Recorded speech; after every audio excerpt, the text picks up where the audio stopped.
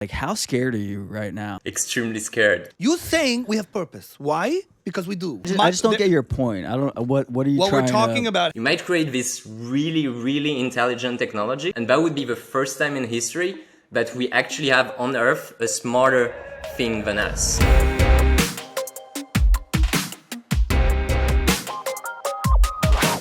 Welcome back to Buckle up, baby. episode 59. We're closing in on 60 episodes. Michael. Yes. Talk to us.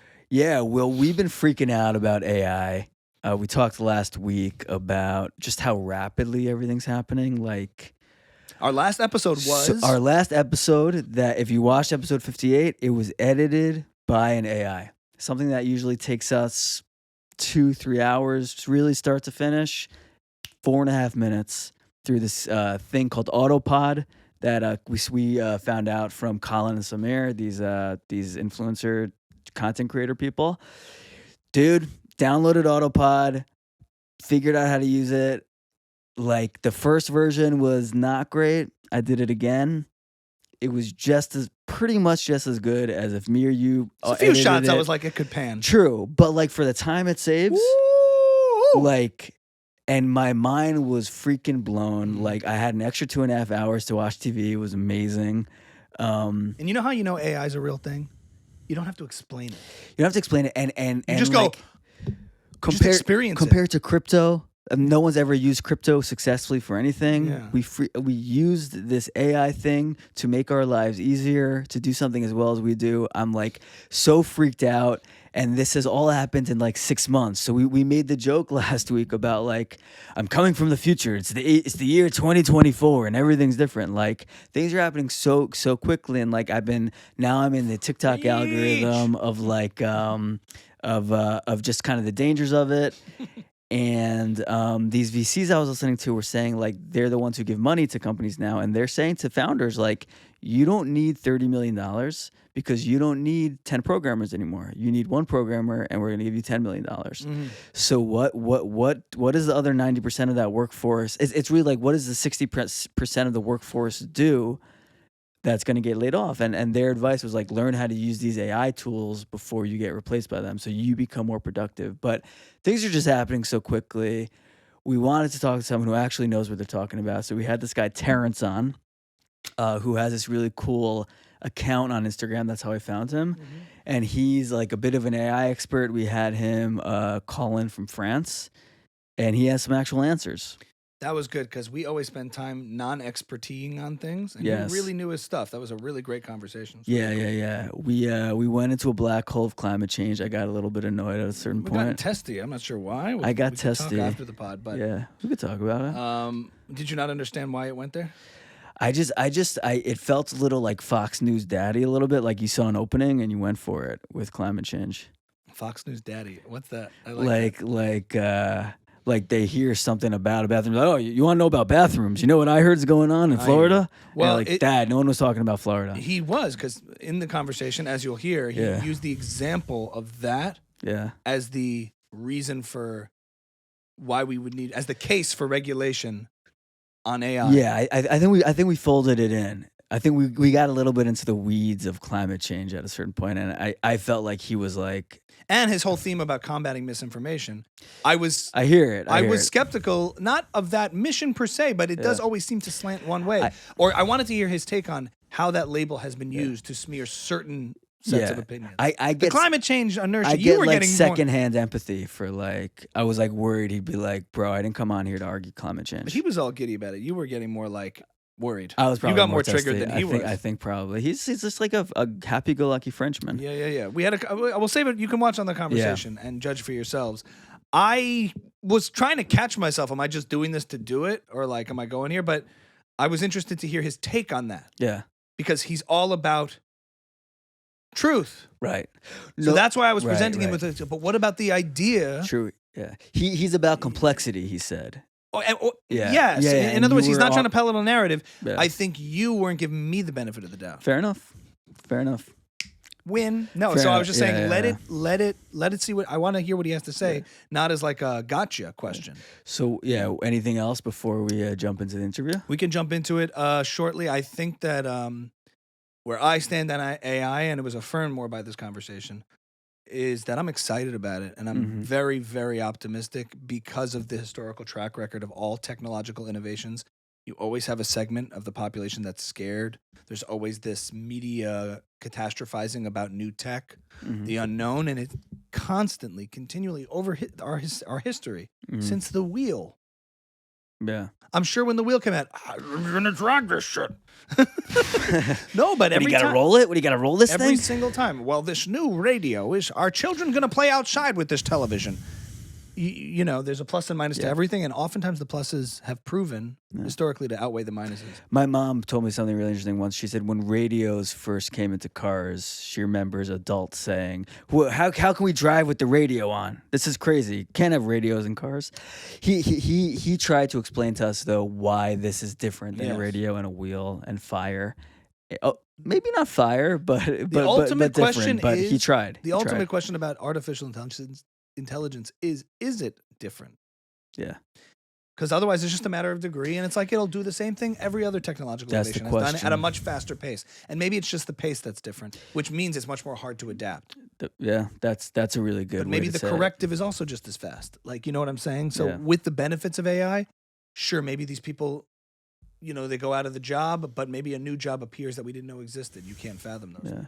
He summed it up well at the end, sort of just gave us a thought to leave with. So we'll let you listen to that. But yeah, we should have someone on the podcast who knows what they're talking about. Yeah, that was cool. Yeah, that was fun. Any other things to cover before we jump into the episode? I don't think so. All right. With that being said, here is our conversation with Terence Mahier, I believe. I have to maybe so American of you. Terence. Let's call him Terence. He's a Frenchman.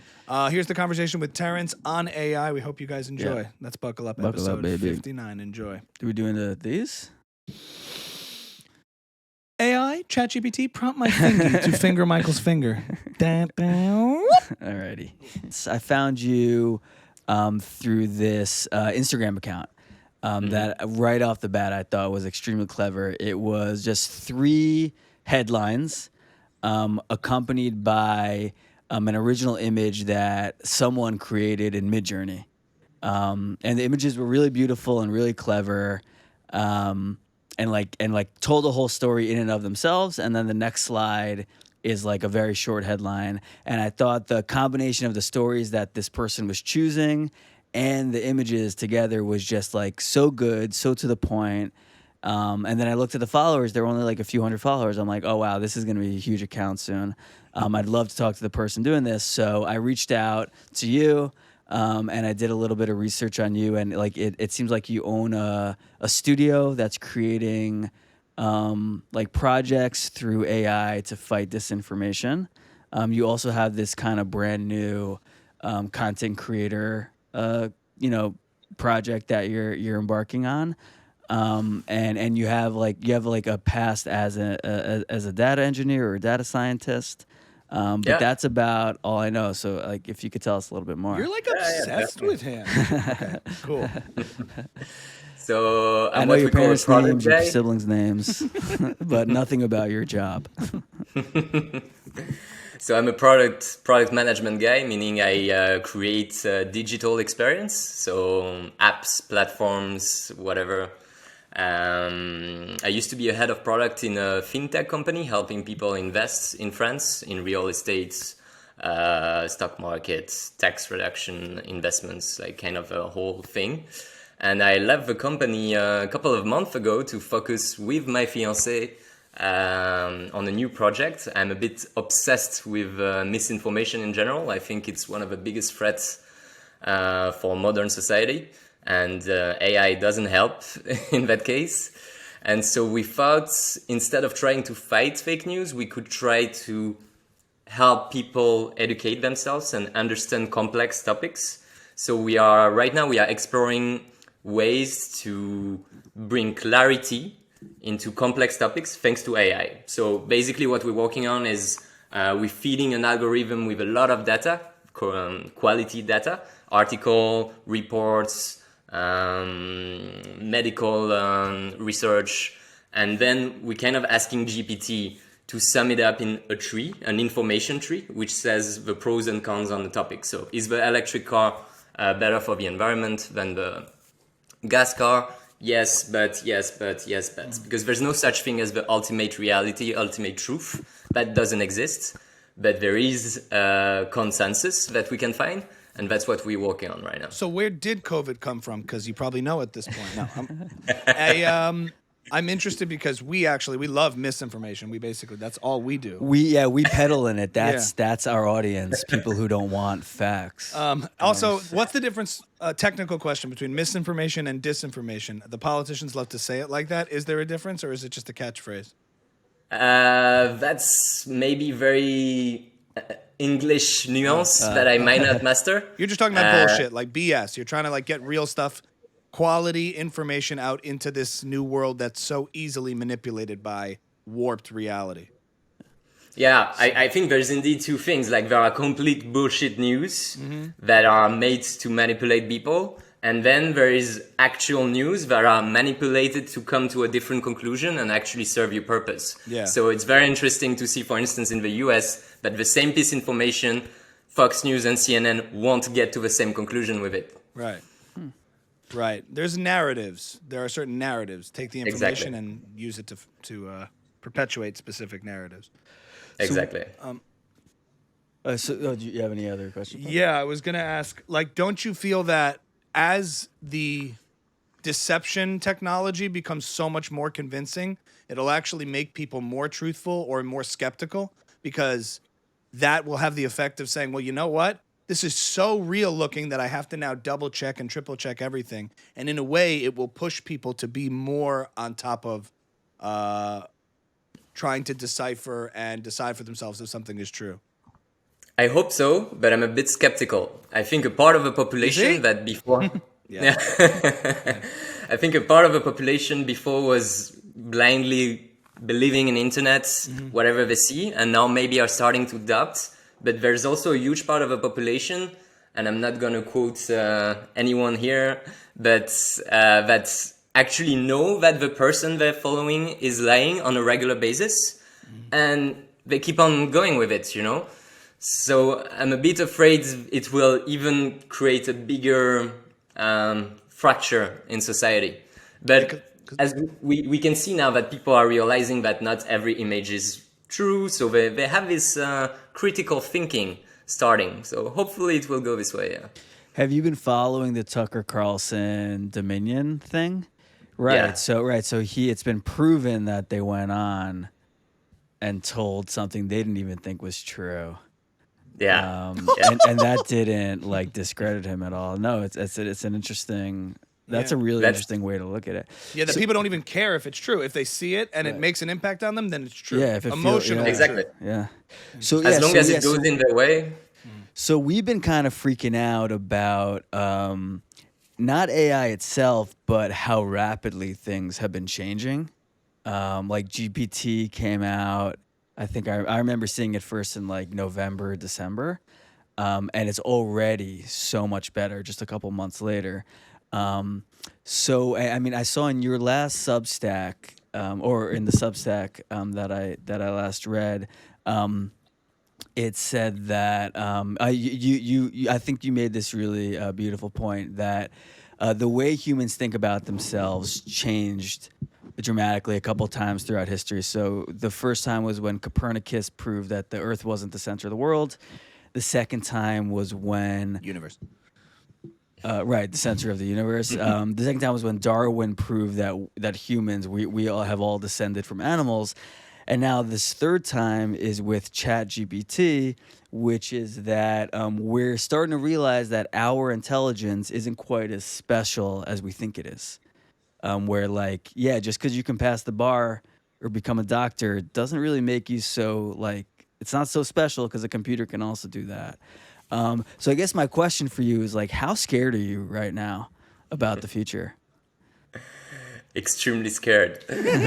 You don't look at it. Yeah, you seem very relaxed. Calm as a cucumber, happy as hell. Trying to stay positive. Yeah. No, I don't know if you guys heard about this Eliezer Yudovsky. Which one? Yeah, Eliezer. Yes, Yeah, he was on Lex Fridman. Yeah, Yeah, he was on Lex Fridman's. I'm not there yet, but he's really worried. Like basically, Lex Fridman tells him like, what advice do you have for people working on AI right now, or people who are doing the studies, which field they should go to have an impact? And he's basically Eliezer is basically telling Lex like, I advise them to enjoy life because there might not be much left of it, and we might all disappear in a couple of months. And I'm like, okay, bro. Interesting. Well, my issue with that whole mindset is, historically speaking, the track record of catastrophism is very, very poor in terms of every generation is always scared of the upcoming technology, and they're always catastrophizing about it. And it never actually, what ends up coming true is a lot more positive and leans a lot more towards, in terms of the double-edged sword, towards making society and standards of living better, not worse. And there is always a fear of technology that comes with the growing pains of an evolving society. But when they were doing buggy whips and horses, people were scared of cars. Throughout history, and the internet's a video killed the radio star. Internet killed the video star. ChatGPT killed the internet star. I mean, it's just a constant. But each time we integrate these tools and end up with a lot more of an elevated understanding and ability to do things, as opposed to life ending. So what makes this different? I think you used an interesting word here. You said a tool, and all the things you mentioned before were tools. And here, depending on which side you're siding with, maybe AI is not just a tool. It's actually a super intelligence that is coming. It's not GPT-4 is not a super intelligence. It's not going to kill us all. But when you use it, when you use GPT-2 or 3 before, and you see the insane exponential progress it does, and actually how it's going to put some white-collar jobs, people out of job. And this is not something we expected. Same for the artists. I don't think it's gonna, we can talk about this later, but we did not expect AI to challenge us on what makes us actually human and what makes us successful in life. And a very basic version of an AI algorithm that is a large language model is actually challenging this very notion of intelligence. And some people say, and I might side with that, that in a couple of months, in a couple of years, after a few iterations, you might create this really, really intelligent technology. And that would be the first time in history that we actually have on Earth a smarter thing than us. And that is a bit scary. But won't it if it's not controlled. Won't it always be dependent on a human creation? In other words, you said like, we're not that special, but who created ChatGPT? We did. Yeah, but now my understanding is it starts evolving and advancing on its own without human intervention. I don't know if you heard about AutoGPT. Tell us about it.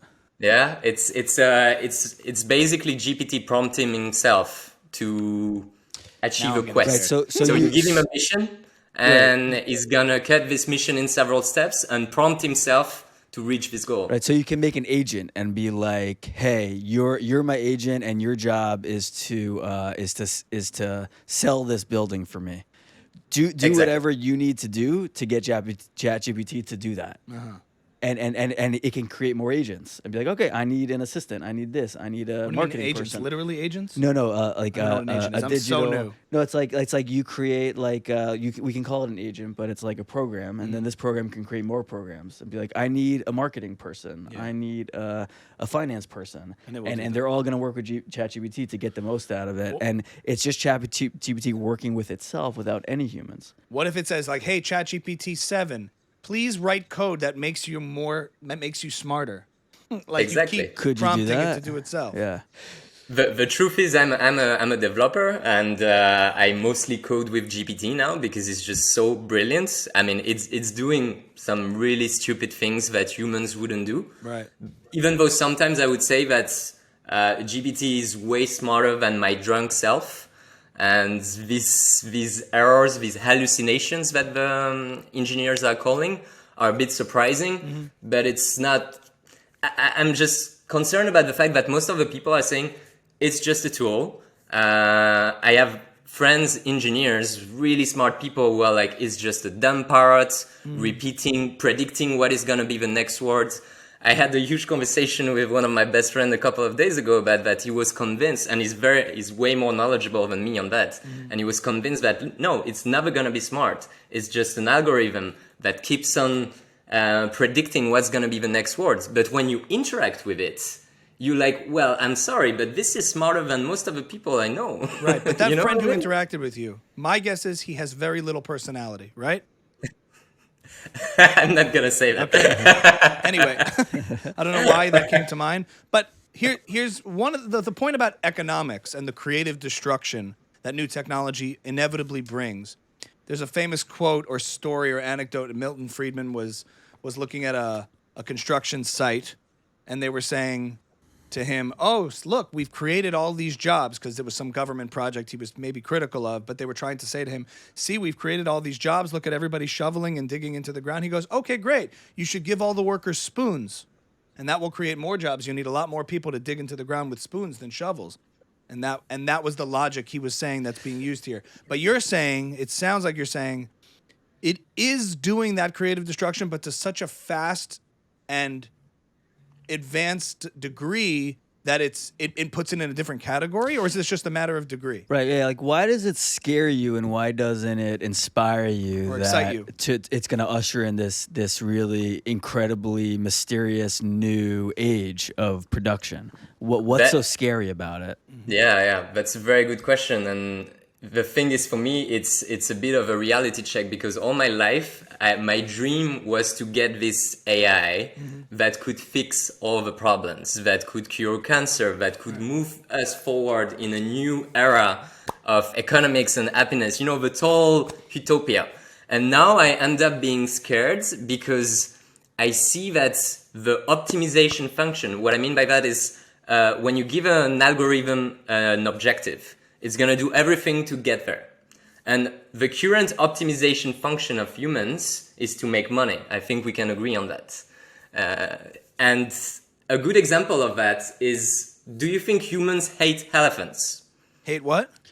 Elephants. I think they love elephants. Yeah, they love elephants, but somehow they are now in danger of extinction. And not because we hate them, but because our optimization function is to make money, and some people ended up hunting them for the ivory and selling them. So I'm not scared that the AI is going to be like in this sci-fi scenario, thinking that, oh, the humans are the problems of the planet, we need to destroy them, huge nuke. This is kind of silly in my opinion, but just the negative externalities that we cannot plan, that we cannot predict, because it is a black box, would lead to consequences that could be terrible. But what about the positive externalities that we can't plan for? In other words, if I push past your example of the elephants, if the intelligence is that smart, it would say, wait, if we kill all the elephants, we'll run out of ivory. We won't be able to use any of the resources from any of these endangered species. So maybe the short-sighted human will take a resource and run it into the ground, but AI will say, wait a minute, you only should be hunting or doing I'm not making a case for hunting elephants, but fishing or anything in which there's the problem of the commons or something, where everybody, I forgot what the actual term is called, where you're afraid. The truth is, with resources, the more privatization of the resources that you have, the more incentive there is. In other words, since we started using lumber, I think there's more trees, not less trees, because there's an incentive to maintain and farm and have trees, because we need the lumber. We don't just use all the lumber up. And maybe it would develop systems that are more efficient at preservation and conservation, so that we could have a sustainable model of using the resources that we would need. The other thing is, it would make human beings much more efficient. Let's do one thing at a time. Yeah, okay, that one. Yeah. So wouldn't the AI like account for that, or couldn't it, or why wouldn't it, or shouldn't it? Yeah. So, I'm just saying, if we have to start. If you think past phase one, it actually goes way deeper than just, the short-sightedness. That's a human, maybe misconception. That was my initial dream, but the problem is, like, what objective do you give it? I mean, we can fairly agree, I think, on the fact that our objectives as humans and as different countries are ambiguous. It's not straightforward what we're trying to achieve. Yeah. And so if you give an ambiguous objective to a super intelligence that thinks a million times faster than you, that has 1,000,000 times more computing power than you and can actually, like this, take control of pretty much every network, we lose control. And if we don't put regulation in place to first work more on the understanding of the black box rather than chasing the next big AI that will bring the most amount of money to the company that created, that would be a good first step. And second is to regulate, like when we started cloning humans, when we realized that we could clone humans, I think it was in the 90s, I don't know. But we all decided as a human species, like, okay, guys, we stop this shit. We cannot clone humans. This is going too far. And actually, everybody agreed on that. Even China. Actually, the guy who tried to clone humans recently in China is in jail right now. But his clone is still doing it. I'm sorry? His clone is still cloning humans. He got one out. He squeezed one out. But I have a logistical question. You mentioned like an AI could take over a network and like the sci-fi fear of like setting off a nuclear bomb. Is that how would that happen? How could like a ChatGPT set off a nuclear bomb? Is that like a legit fear? It's currently no. I think it's still sci-fi, but I'm really looking at the exponentiality of progress. And when you reach a system that is coding better than us, that is going 1,000,000 times faster than us, I don't think our little firewall in any kind of government agency is going to be able to protect itself from a super intelligence. But I'm really talking about AGI here, artificial general intelligence. This thing that's has always been sci-fi, but now some people more knowledgeable than me, the people who wrote the open letter a couple of months ago with Musk, Wozniak, are saying like, actually there is a possibility that GPT is a baby AGI, and in a couple of months we might have this more powerful being. And will it look like Arnold Schwarzenegger? That's what I want to know. So AGI, can you explain just quickly what AGI is for someone who might not know who's listening? Yeah, AGI is really this next step of artificial intelligence where it would reach some kind of consciousness, but I'm not comfortable with this word because we don't really understand right now what is consciousness for humans or for animals. But it would be basically more intelligent than us. I think we can sum it up this way. Okay, it could like create its own objectives. Exactly. Right. Intelligence or agency? The question is, would it have agency? Because like a search engine's more intelligent. I don't know. How do you define intelligence then? Does intelligence imply consciousness or agency? That's what we're worried about. Something that is completely self-motivated, doesn't rely on prompts. That's what I'm curious about when you say intelligence.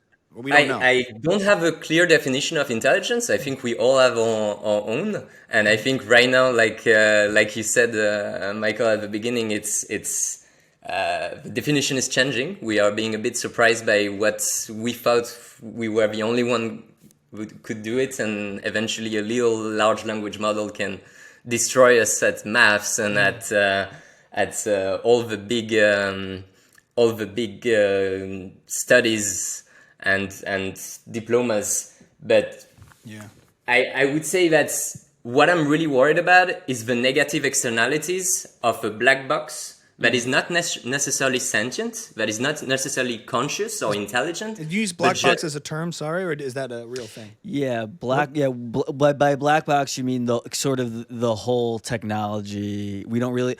I think I read in your piece the CEO of OpenAI just kind of called like the inner workings of how ChatGPT evolves and learns. Yeah.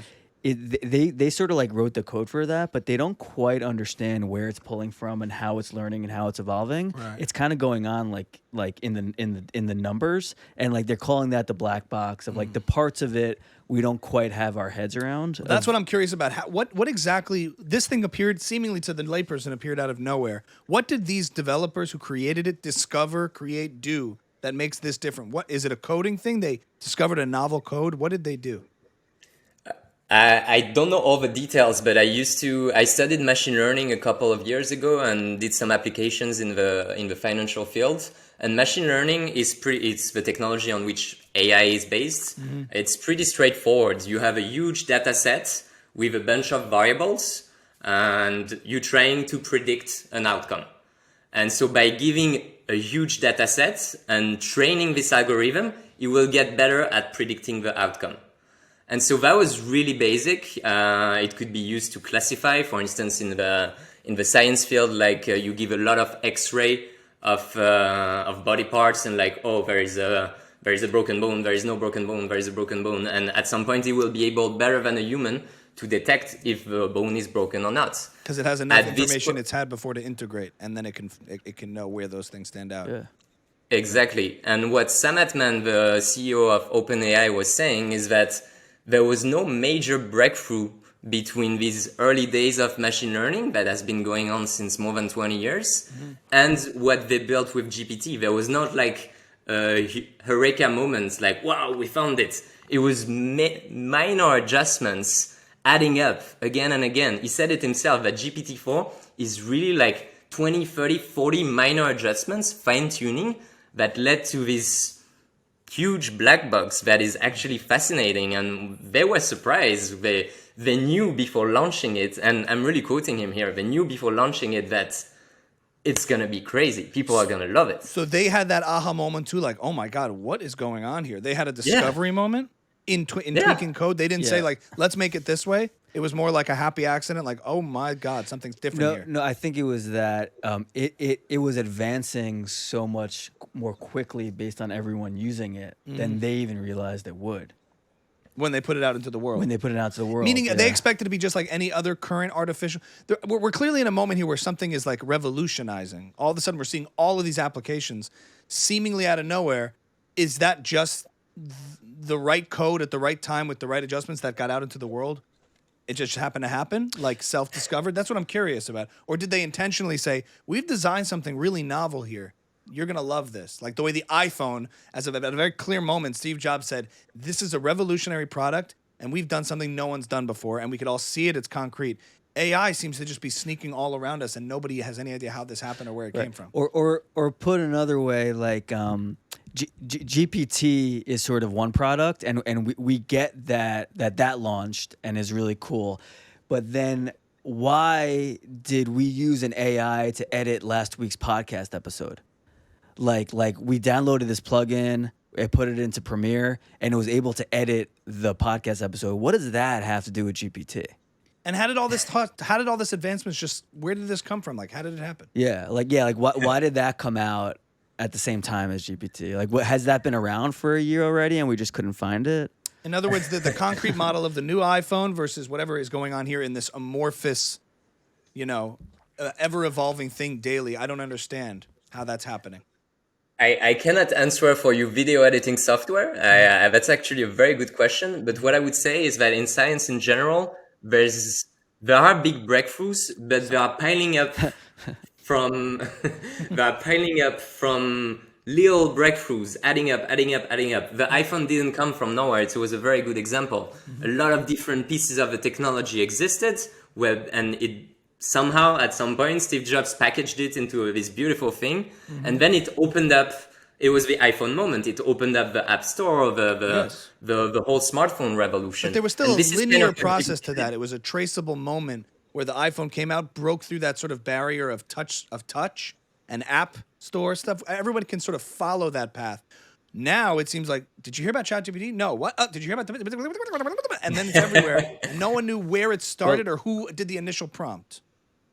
Let him finish. Yeah, it's really the uprising of large language models. I think it was 3 years ago that there was a major breakthrough, which was Transformers. It's nothing to do with the movie.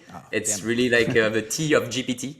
And a paper came out. In my chest. Yeah, keep going. Sorry. A paper came out, and they found out like a way to really, really improve these models. Alongside with an improvement of the hardware, I was surprised that on my iCloud, I have more than 1 terabyte of capacity. And I remember back then when I was, downloading on LimeWire. That's bad. I shouldn't say that. It was illegal. But it was like a movie was less than 700 megabytes, and now we have this 1 terabyte on the cloud. Everything is moving a bit in one direction, and at some point GPT packaged all of this. But in the meantime, there was LLMs, large language models, that were really, really progressing in the past 2-3 years. And then all these applications appeared. With Midjourney, for instance, it's insane. This really came out of nowhere. Like a year ago, the Midjourney pictures were ridiculous. I mean, you couldn't show that to anyone. So was it that like the same thing that allowed ChatGPT to be created allowed all these other AI apps to be created, and they might not have been surfacing because the idea of AI wasn't popular? Yeah, exactly. It's like everything arrived a bit at the same time, because the underlying technology, which is large language models, was developed, and OpenAI was the first one to be like, hey, actually we have the biggest data sets.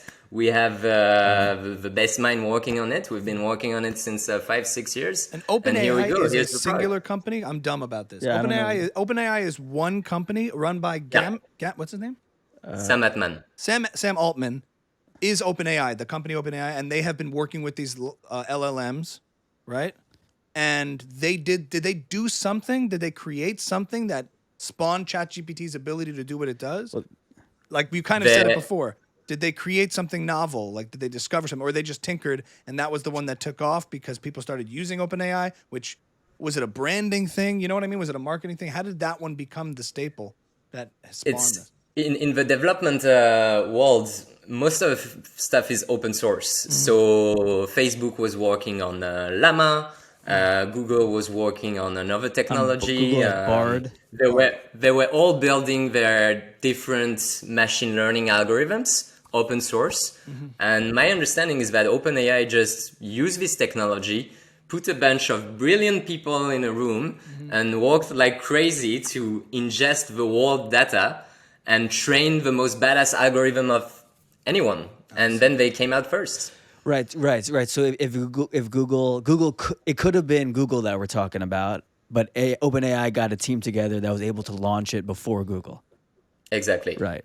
And is Sam Altman, like, are they making a ton of money off of the success of OpenAI because everyone's using it? There's no ads, there's no nothing. Like, what's the revenue? What's the reward for this discovery of this incredible tech? It's actually quite amazing. It's a company that came out of a Y Combinator, this incubator in the US. It was supposed to be an association, so it was a non-profit. Elon Musk actually invested, I think, 100 million at the beginning in this stuff. And now he's like, we should slow down. So he's probably rich now. But he's also saying we need to pause it and yeah. Listen. Yeah. So you mentioned regulation and the letter that Elon Musk and Steve Wozniak signed. Yeah. What would regulation look like to say we don't understand what's going on? Let's take a pause. Like, I understand what that means for me and you, but what does that mean for government to say pause? Does that mean like IBM isn't legally allowed to fire anybody and replace them with AI? What does regulation look like here? I think there is some kind of inertia, when a movement is on, you cannot stop it. I mean, the Pandora box is open, you cannot close it anymore, right. But we can not go too fast and maybe just think about it. Maybe it's not the best example, but I have nothing else on top of my mind, but the race to nuclear weapons after the Second World War, it could have gone completely crazy. It almost went completely crazy with the Cuba crisis and everything. But we decided to put in place international organizations. We decided to put rules on the table to say, like, okay, we're not stopping nuke. Actually, we never had so many nukes. But some people can have it. You have to have transparency. You have to respect some kind of rules. And right now, there is no rules. And the leaders of AI, including Sam Altman himself, is really saying it. Regulate me. He's asking the government to regulate him. Because what can he do? He created one of the most successful, if not the most successful product in the history of humanity. This GPT thing went to more than 2 billion users in a couple of months without advertisement, like you said. I mean, it's insane. The adoption rate, the exponential adoption rate of this product. 2 billion? You said 2 billion users? Yeah, it's insane. I didn't know that. GPT, Whoa. it's insane. So the nuclear weapons thing is an interesting example, but I can understand the case for regulation in that because nuclear weapons proliferation has no other function other than destruction. Meaning the sole purpose of that is offensive or defensive, however you want to look at it. It's weapons. It's used for destructive purposes. So to want to put some regulations around that is understandable. The question ultimately always is, the perfect amount of regulation would be great, but what does it inevitably look like? And what about all the unseen positive effects of this that you would then be restricting in doing a regulation? And you would never see it. You would never see the cancer developments that don't happen, the cures for this, the development, all the jobs you're trying to, say, preserve and keep in a certain era.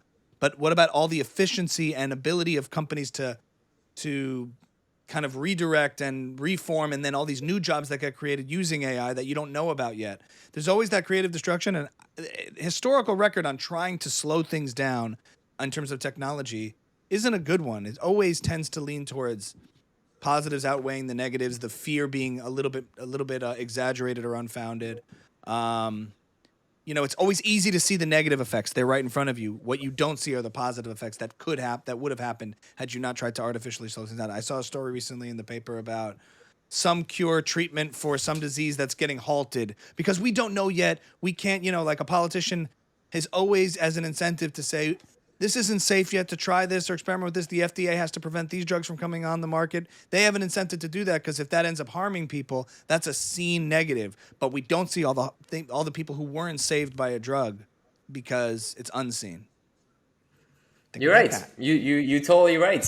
But just to get back to my example on Sam Altman asking the regulators to regulate him, it's because as a CEO of a company which goal is to make profit, because it used to be a non-profit, but now they turned it into a way that they can make profit to a certain amount. I think after a certain amount, which is like a 10x return or even more, then they stop and they become an association again. But they have gold. They really have gold in their hands. And how can he go to his board and explain to his board, like, guys, I'm a bit worried about AI. I think it's spreading misinformation. I'm losing control of what it says, or it could be dangerous. Let's slow down. The board is going to fire him. So he cannot say it by himself. He needs regulation to tell him, like, okay, let's set just rules. Let's not stop the technology. Let's just set rules of a game. Maybe let's not do it open source, even though that's counterintuitive. But a potential AGI open source is very dangerous because then you have very bad people who could have in their hands a super intelligent thing. And I can give you an example on that. It's I don't know if you heard about NewsGuard. It's a media that is always overlooking the state of misinformation in the world. And they did a little study in Europe. And they found out like more than 50 websites came up in the recent weeks solely based on GPT, solely based on fake news, just to make profit. And it's insane. It looks like a decent news website, and it's bullshit after bullshit. Actually, they were so lazy that one of the title of the article was as an AI language model, I cannot provide misinformation. Like, they didn't even take the time to check if the AI was producing good content. It's just creating content infinitely. And this is dangerous. I think we can agree that Cambridge Analytica was not healthy for humanity. It was not progress.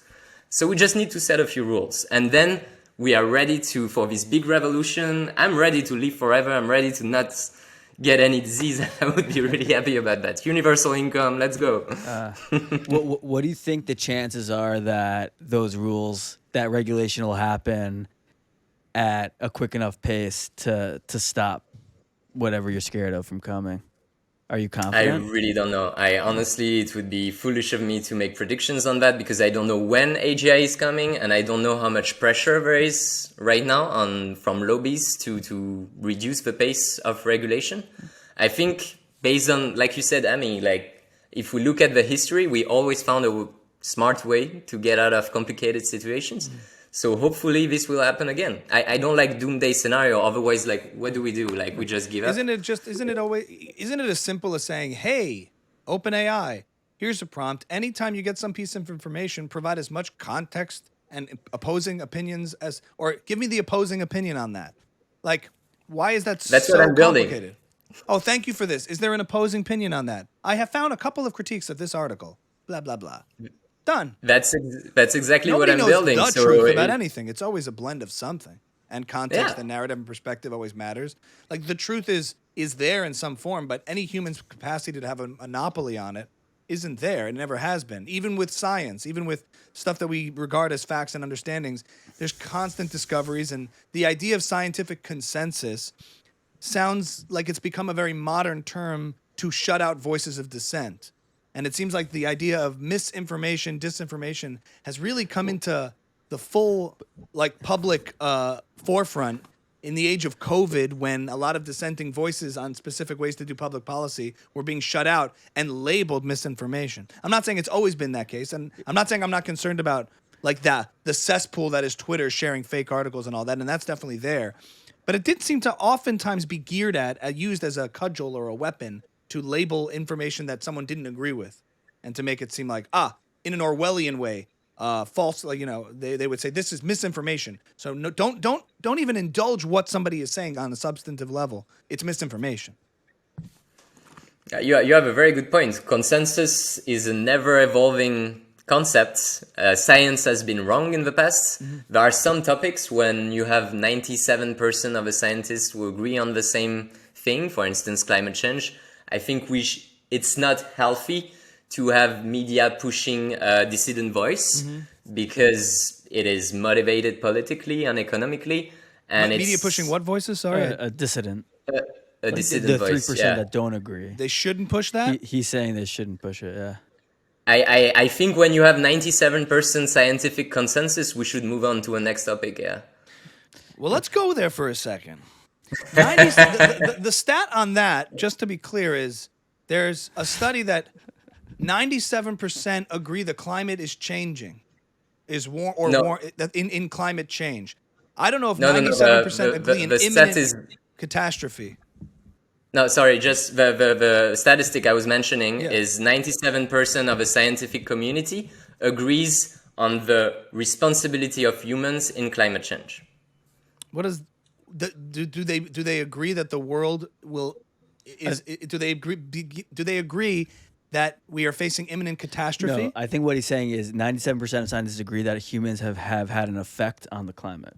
Okay. I think that's what he's saying. Okay. But what does that mean then? And therefore what? Does that mean we'll have catastrophic results from it? That human beings do affect the climate? Because the next step from there doesn't necessarily mean all of these environmental, I guess you can see where I lean. But does that necessarily mean we take all these drastic measures to compromise our industry and our standards of living because 97% of scientists agree that we have some effect on the climate? You know what I'm saying? There's two different statements there. I mean, we can get into it, but you know the ICP. I don't know in English. It's the ICPP, I think. You can tell him to go fuck himself in French if you want. That's fine. What I mean is that stat that gets quoted isn't. You're saying that is just as much.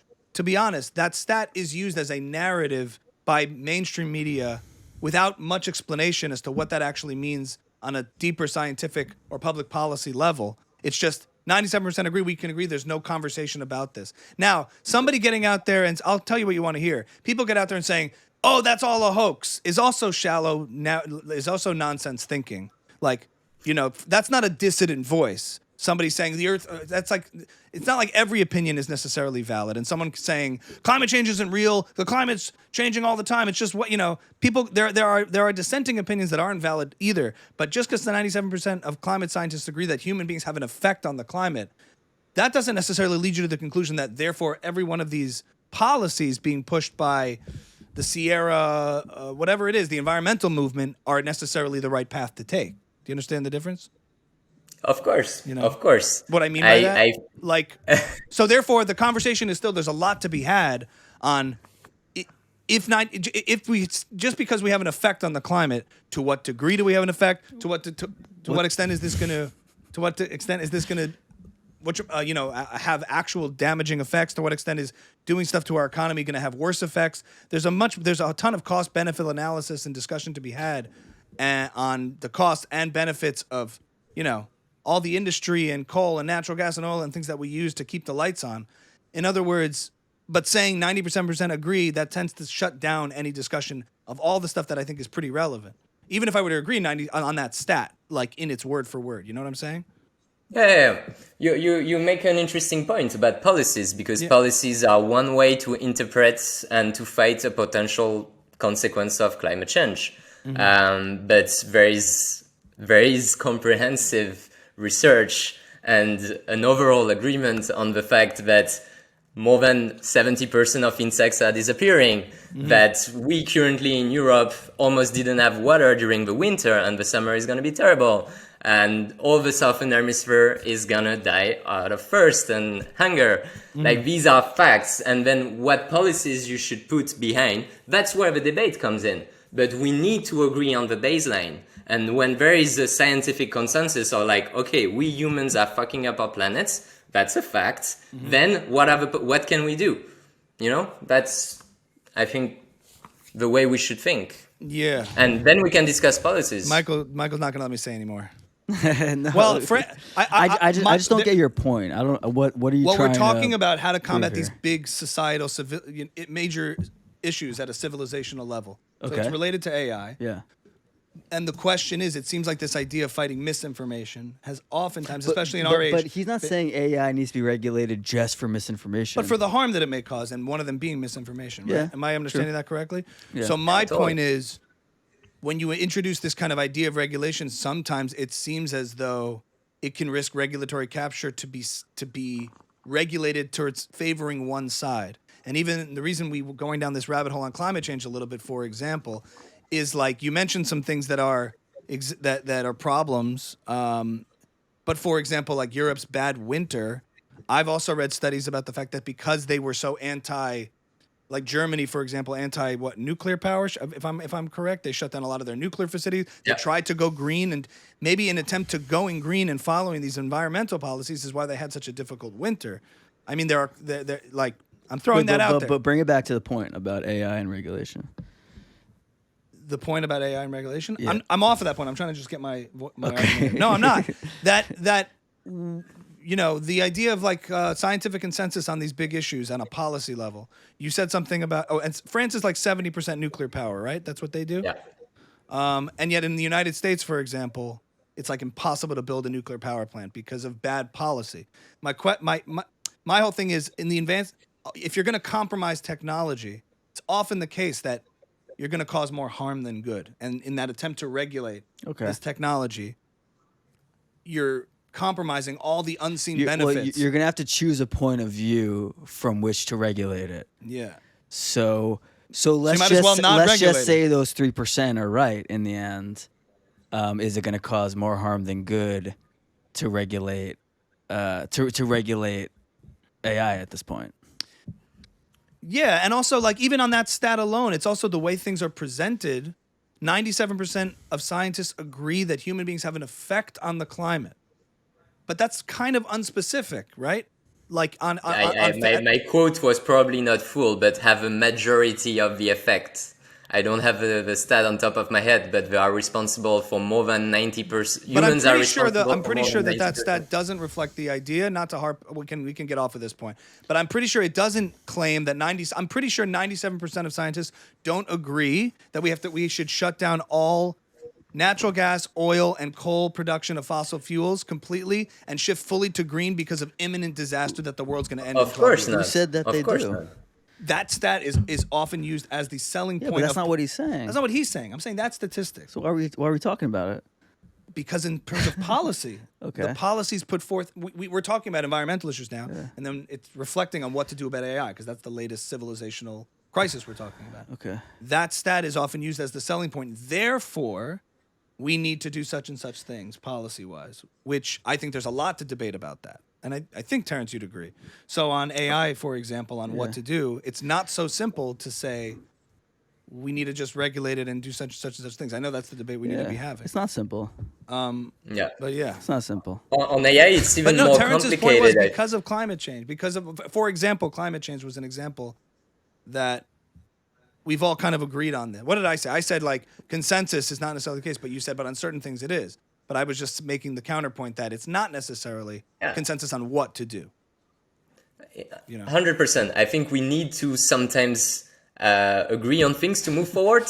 When there is a majority of people who know better than us, we need to listen to them. That's my opinion. Otherwise, you always stay in a debate mode and you can't move forward. On AI, it's more complicated because actually everything I've been saying is pure prediction. There is nothing factual. We fear. That's why we call it the singularity. The AGI is called the singularity, and the singularity is the same word for what is inside a black hole. We don't know what is inside a black hole. That's when I heard it. Ray Kurzweil, the live forever guy. Yeah. The singularity, that was the first time I heard that term, where we're going to live forever. Is that about living forever, or is that just means unpredictable? It's actually the name we give to a super intelligence. It's the moment where we reach the creation of a super intelligence. Like, here we go, we have this kind of gods that can fix all our problems. And it's a very interesting word because it's what we call the horizon in a black hole. The black hole is swallowing all the light, so you cannot see what happens inside a black hole. And with AI, we don't see what happens once there is this super intelligence that appears. And it's scary, but I could be totally wrong. I hope I'm wrong. I think it's going to be so much more nuanced and complex than it is. And yeah, it's mostly an exciting moment, honestly. When I started hearing about these theories, I lost my sleep a little bit, but then I was like, oh, come on, actually, I'm so fucking glad to be alive and to see this happening, because it's not just an iPhone moment. I think it's an electricity moment and a fire moment, it's a new era of humanity. So you're more, I thought we started this with you having a lot of fear and trepidation, but it sounds like you're more excited about AI than... I am a nuanced person. I am nuanced. No, I know. It seems, that's good to hear. Yeah, because we were nervous about it. Yeah. So I am. Can you tell us a little bit of? Well, I guess one last question about AI specifically is a year from now. What do you think will be 1 year from now? If you could predict, all the caveats about you shouldn't predict, but if you could predict. Well, I think there's gonna be, it's really gonna be a personal opinion, but that's what I see also in the business environment. There's gonna be a big questioning, a philosophical questioning, I think, of what is our purpose.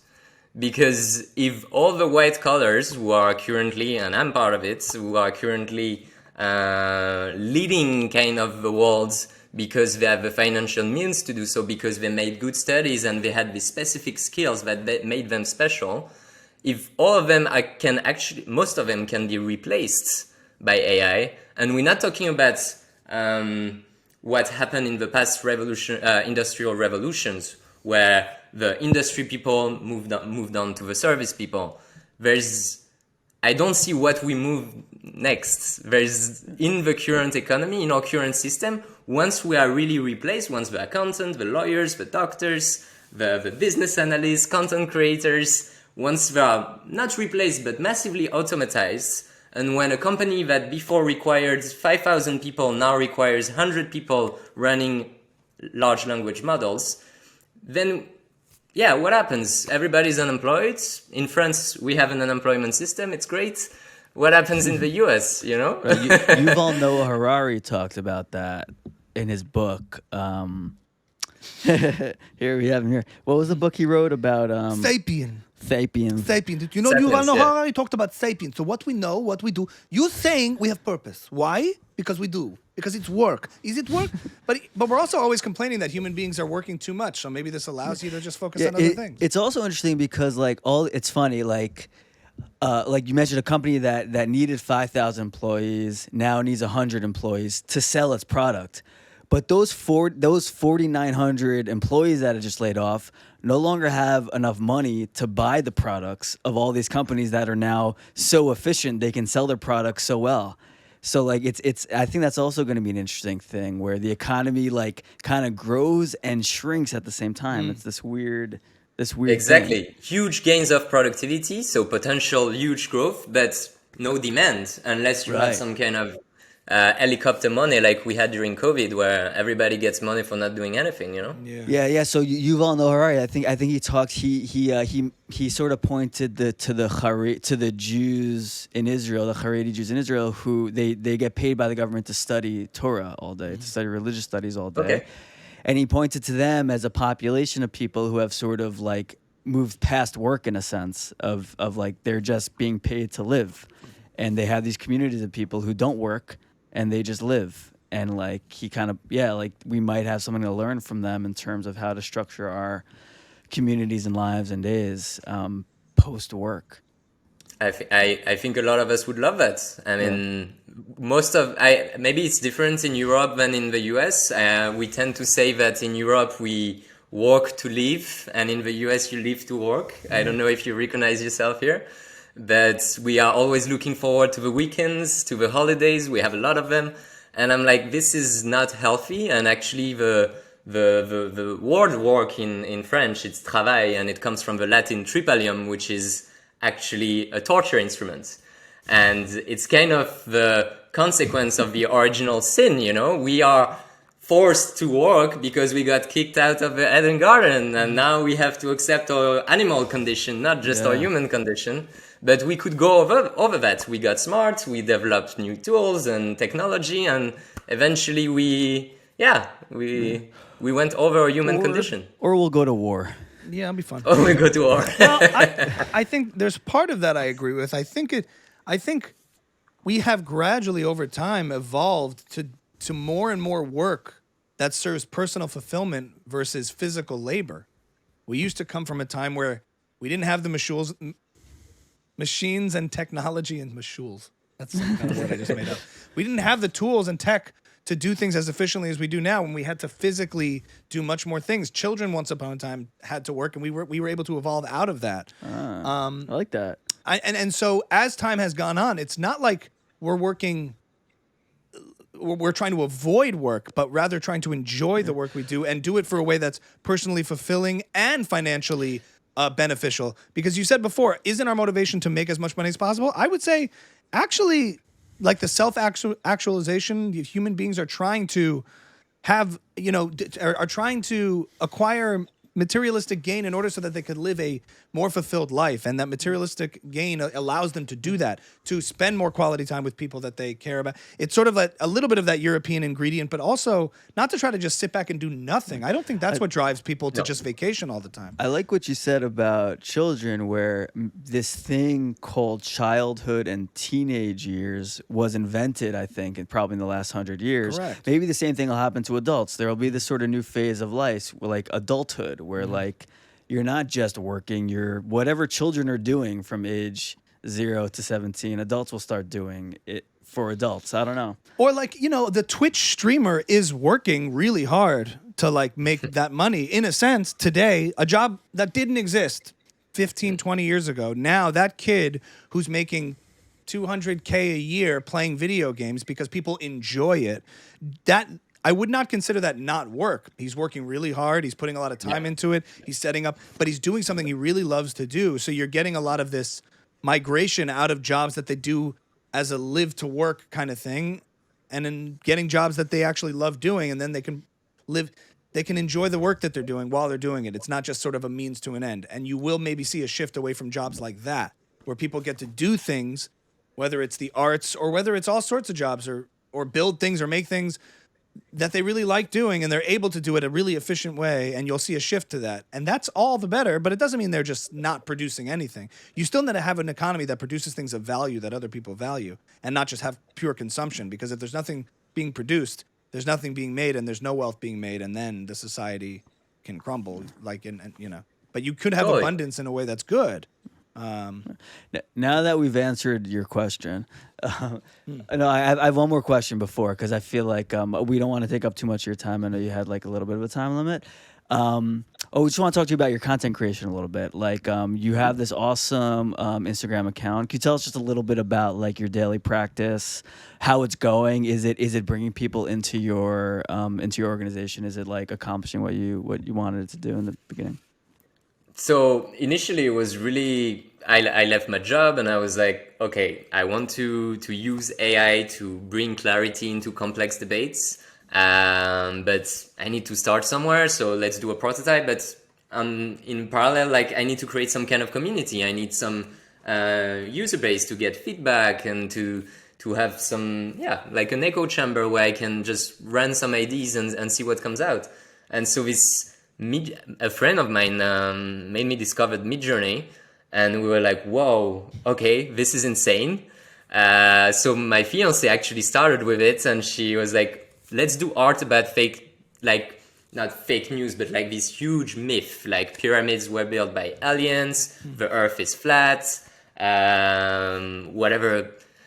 Do you want to debate on that, Abby? Listen, consensus is questionable on that. No, I'm with you on that. There's a lot of NBA players who don't agree with that. Yeah, I'm with you on that one. Yeah. And so she started representing this, and people actually liked it. There was a good momentum in that. And then we were like, okay, there's not so many myths. There's not so many crazy stories. At some point, we made the politicians are reptiles. Then we ran out of ideas. And then we were like, okay, how can we actually, we love creating these images. How can we do that on a regular basis? And I'm obsessed with news.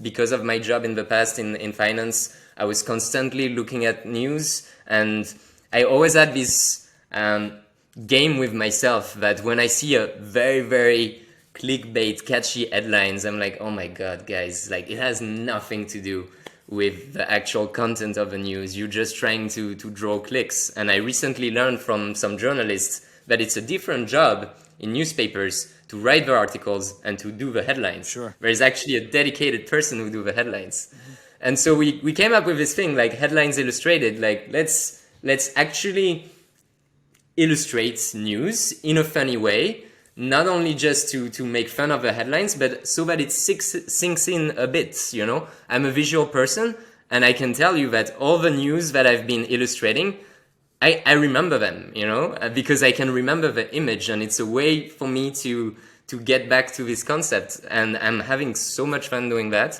It only takes an hour per day. So I spend 30 minutes going over my little newsletters and different contents. I select free news, and then I'm running a few prompts. It's on Midjourney. It's really simple prompts, never more than 5, 6, 7 words. I like to let the AI express itself because I'm not an artist. I can barely draw, really. I'm a terrible drawer. I never considered myself as an artist, and now suddenly I can do these amazing images, and I love it, and it's super fun, and people seem to enjoy it. Case in point. Yeah, you are an artist now. That's like it took someone from not being an artist to being an artist. That's pretty freaking cool. And in 1 hour, you can create what looks like a masterpiece, and then get back to your regular life. So it's opened up a dimension of your creative self that never could have existed before AI.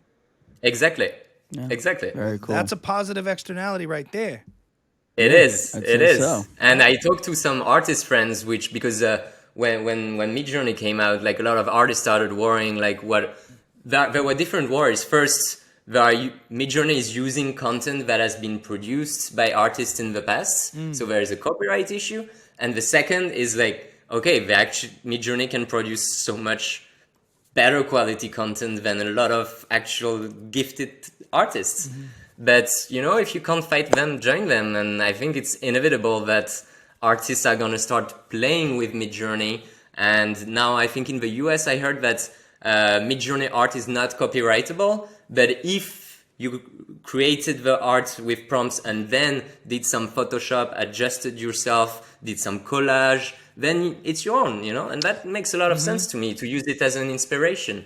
I've heard the same tune before. That's the thing. Spotify comes out.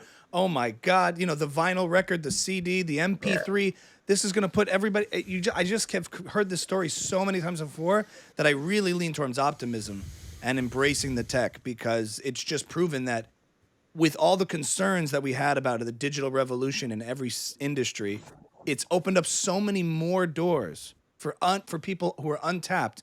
Like the newspaper industry, the media industry, how many more people have been given opportunities and voices to express themselves and made careers for themselves because of new evolving technology. And it's only made opportunities more abundant, even though it costs the few in the transition. Yeah, but Twitter Have you can't heard access the nuclear arsenal.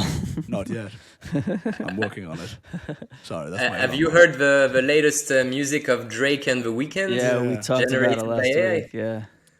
Timbaland also just released a track. Do you see that? He's like, I always wanted to do this, man. I never got a chance to. He put out a beat with Biggie Small. Nice. That's crazy. Yeah. And it's cool. It's kind of just neat, you know? Yeah. So there's definitely like AI as it pertains to artists and content creators, probably positive overall. Then there's sort of AI as it pertains to like the rest of the world. Maybe we have to put the brakes on it a little bit or figure it out. Maybe we're selling ivory now. So if anyone out there wants some, Yeah, that's the unknown space, and you're worried about a lot of those jobs. But at the same time, we're also saying nobody likes those jobs.